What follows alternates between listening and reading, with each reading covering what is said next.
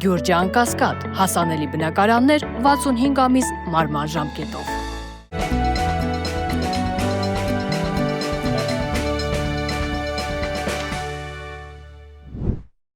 Բարև ձեզ։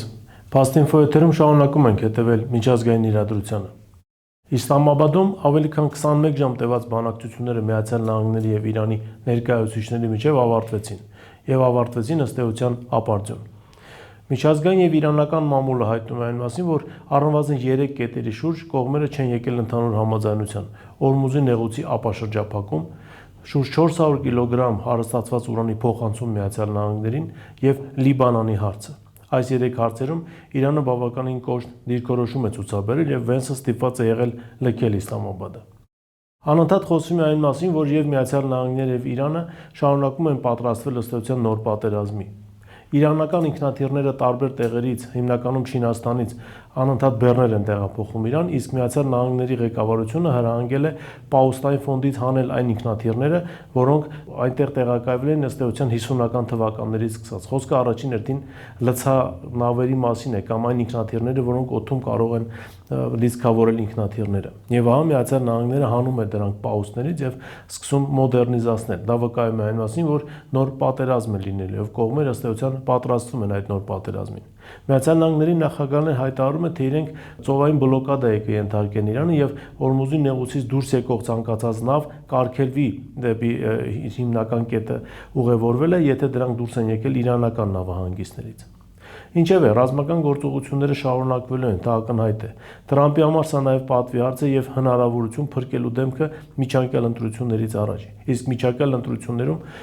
եւ հարցումներն են ցույց տալիս, որ դեմոկրատները մեծ հավանականությամբ հաղթելու են։ Իսկ հաղթանակի պարագայում Տրամպի դեմ անմիջապես իրականացվելու է իմպիչմենտի գործընթաց, ոչ միայն Տրամպի դեմ, այլև Միացյալ Նահանգների պատերազմի նախարարի դեմ։ Եվ մեծ հավանականությամբ հենց այդ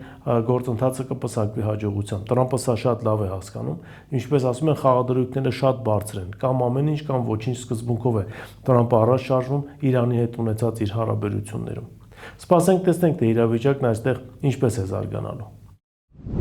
Մյուս թեման, որին ցանկանում եմ անդրադառնալ, կապ ունի Հունգարիայի հետ։ Հունգարիայում նախորդին ավարտվեցին խորհրդարանական ընտրությունները։ Չնայած Միացյալ Նահանգների նախագահի, փոխնախագահի ակտիվ աջակցության Օրբանի կուսակցությունը պարտություն կրեց։ Նոր ղեկավար կնշանակվի Մադյարը, ով արդեն հանդես է եկել մի շարք կարևոր հայտարարություններով։ Բայց չնայած տարածված տեղեկատվությանը, թե Մադյարը Օրբանի քաղաքականությանը հակառակ քաղաքականություն է վարելու, Պոլիտիկոն արդեն հետաքրքիր հոդված է հրապարակել, նշելով, որ Մադյարը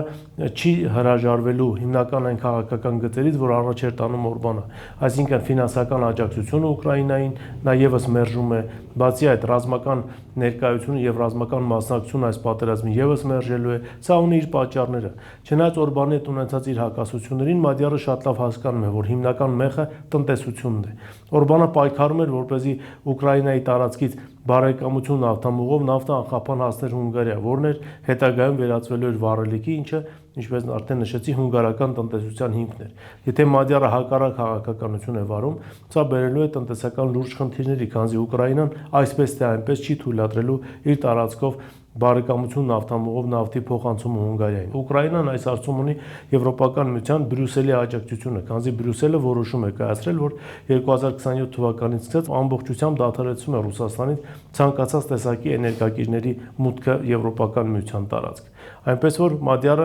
բավականին ծանր իրավիճակում է հայտնվել։ Այո, հաղթանակը նա տարավ, հաղթեց ընտրություններում, բայց հիմա պետք է փորձի իր ընտրողներին իր եւ Օրբանի տարբերությունը ցուցադրել։ Ավելին, եթե կար ժամանակահատվածում նրան չհաջողվեց գտնել էներգետիկ այլընտրանքային աղբյուրներ, ապա Հունգարիայի վիճակը բավականին ծանր է լինելու եւ չբացառենք, սա կարող է հանգեցնել շատ կարճ ժամանակահատվածում նոր խորհրդարանական ընտրությունների, այս անգամ արդեն արտահերթ։ Այնպես որ սպասենք տեսնենք այստեղ եւս իրավիճակը ինչպես է զարգանում։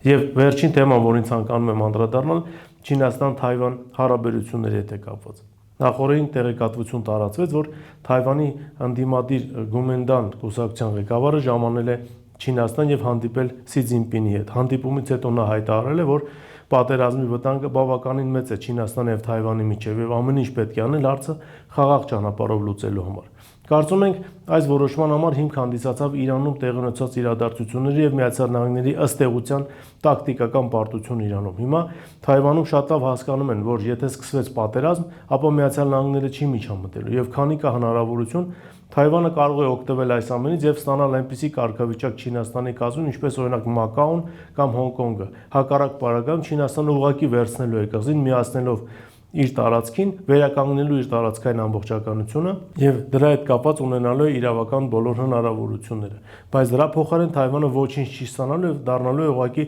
սովորական նահանգ Չինաստանի կազմում։ Այնպես որ Թայվանի ընդդիմության ղեկավարը փորձում է այս հարցը առաջ տանելով եւ հարցը բարձրացնելով օգտվել հնարավորությունից գոնե Թայվանի համար ինչ որ կարգավիճակ փոխելու համար։ Սպասենք տեսնենք, թե իրավիճակը ինչպես է զարգանում։ Աշխարհում շատ լուրջ իրադարձություններ են ծավալվում, որի կատալիզատորը ըստ էության դարձավ իրանական պատերազմը։ Այս թեմաներն էին, որոնց այսօր ես ցանկացա անդրադառնալ, դուք չմոռանաք բաժանորդագրվել մեր YouTube-յան ալիքին, ինչպես նաև շնորհակալ ենք այն նվիրատվությունների համար, որ արվում է ձեր կողմից մեր ալիքի աշխատանքն անխափան ապահովելու համար։ Այս թեմաներն էին այսօր, շնորհակալություն, կհանդիպենք հաջորդ անգամ։